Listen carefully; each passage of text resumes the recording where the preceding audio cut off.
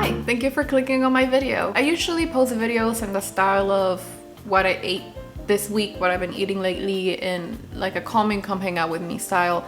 But today's video will be a little bit different, in which I will be reviewing the newly launched Pickup LIMES app. The reason why I'm doing this is because I want to thank Sadia for all the resources that she provided to me when I decided to eat more plant-based. So I just want to give a thank you back, as well as giving this app a spotlight, because it is one of the best apps I have used. For about a week, I only ate and cooked food that was presented to me in the Pickup LIMES app. Spoiler alert, 10 out of 10, you should get it, everybody should get it, you should recommend it. It is the most... I will get into details. I will get into details. I cannot rave enough about the interface of this app. It is incredibly user-friendly and it is pretty. I love the color scheme. I love that it's so easy to navigate. And I just spent like 30 minutes almost geeking out, like, hee, let me look through this app, like, what's here, what's there? I began to meal plan almost blindly. I just started picking recipes that sounded good. I selected breakfast, lunches, and dinners and snacks from the app. And this is how I organized my week.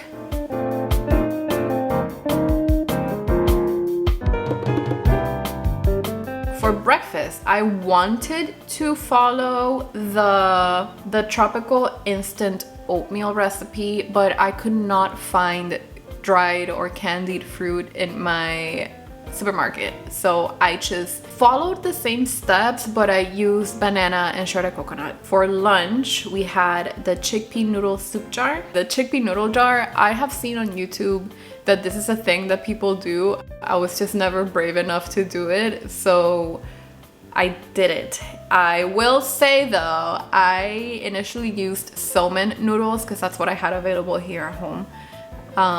And maybe don't use those because those are very starchy, and just don't use them.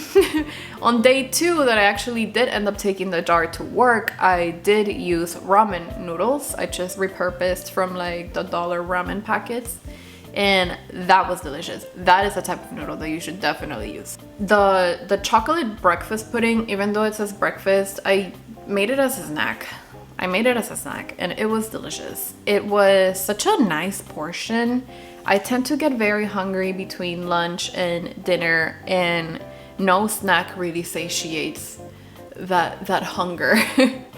And I started eating it during one meeting, I believe at around 2 p.m. And I just kept nibbling at it because I love that chocolate flavor. I ate it slowly, so it was nice to know that I could eat this little healthy snack throughout the afternoon, just like eat here and there as I wanted, and then, you know, satiate my hunger through the day. Also, Sadia, I'm so sorry, I did not find Dutch cocoa powder. I used Hershey's cocoa powder. It was good. It worked out. It tasted like chocolate. Then for dinner, I could not find ciabatta at the supermarket that I went to. So I got just multigrain bread, and that's how I put together the pizza. From these 2 days, my favorite meal was probably that pizza. I already had all those ingredients except for the bread. I already had marinara sauce, which was my alternative to the tomato sauce that they recommend to use. But it was so good and delicious. I also didn't have tahini, but I did have hummus, so I just put hummus on it, and it was great and delicious and yummy. For Thursday and Friday, listen, I had all the intentions of making the frozen burritos, and I didn't. Do you want to know why? Because I love the overnight oats and the chia pudding so much that I kind of just mixed them together. Like, I basically just combined the 2 recipes that I used the day before, and I made my own overnight oats, and it was delicious, and I had that for Thursday and Friday. So with that said, following the app will build a pretty solid pantry that you will just have ingredients at your availability, and you can mix and match and make your own things together. For lunch, let's talk about this. The rice and black bean tray bake. Now, this speaks to me because I'm Latina, I'm Hispanic, I'm Venezuelan. I eat rice pretty regularly. Black beans are Venezuela's preferred bean. So I was very interested in this recipe, and also because the way that you cook the rice is literally just putting in the oven the tray and mixing the rice with the water in it. You don't cook it before, and I was just highly intrigued on how that was gonna be cooked. And to my delightful surprise, this was fucking delicious. This was so fucking good. It was so good. But I think also what made it really, really good was the yogurt sauce on the side with the cilantro and the lime. Shut up. It was so good. I had such a good time eating this. That was so good, man. That was so good. Definitely adding this to my repertoire of weekday meals, because it was just putting everything together into the oven, put it out, serve it. This is my favorite lentil soup to make. This lentil soup has actually been part of my repertoire of foods for like a year and a half now. I grew up with my grandma making lentils, and I know I like lentils. I'm a lentil girl. But so in my head, lentils tasted a particular way. And then I made this recipe, and it's like the lentils that I was familiar with were facing east, and then these other recipes are facing west. What I'm trying to say is that it's a completely different flavor profile to the lentils that I've never in my life had before. And what really makes it delicious is the addition of the balsamic vinegar, which I was talking to one of my Cuban friends about this recipe, and she let me know that her family tends to add balsamic vinegar to their lentil soup. So there you go. I love the fact that with food you can try new cuisines from different countries. We started making this recipe later in the day, and I didn't have any additional onions, but the recipe does suggest that you caramelize onions and you put them on the top with it. And I say that if you're gonna make this recipe for the first time, make the onions, because the sweet caramelized onion on top of the soup, delicious, otherworldly, just like the best mouthful of flavors and textures in your mouth. I cannot rave enough about this recipe. It was delicious. As a bonus recipe, I wanted to make something that my entire family could eat, as in like my mom, my dad, my grandma. They are not the biggest fans of plant-based meals, but they're open to trying them. I had two goals for the weekend. I wanted to make something that my whole family could eat, and I wanted to pay closer attention to the Nourish cell.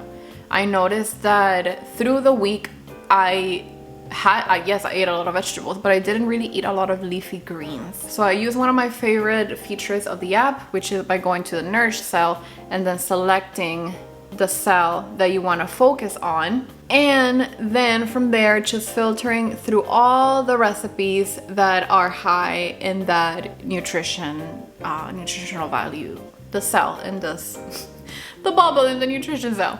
And I landed on the pesto lasagna. Now, the original recipe calls for lentils to use as like the meat substitute. I didn't use lentils just because I have in the past tried making lasagna with lentils and I didn't love it. So instead I bought Impossible ground beef and we cooked it as usual, following the instructions, but instead of lentils, it was the beef. I mentally prepared for this dish because usually making lasagna, it's like a whole ordeal. But once we started putting things together, it actually went by really quickly. We made the meat first and then the bechamel sauce, and then we just layered it together. You just go layer by layer, a little bit of bechamel, a little bit of the pasta, then the beef, then the bechamel, then the pesto, then the pasta, then the beef, then the bechamel, then the pesto, and then so on until you're out of ingredients or space in the tray.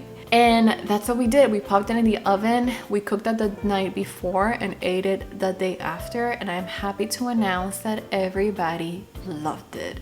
We loved it, my mom loved it, my grandma loved it. Closing thoughts, it's an amazing app. You can definitely tell that a lot of detailed attention and personal attention was dedicated to the development of the app.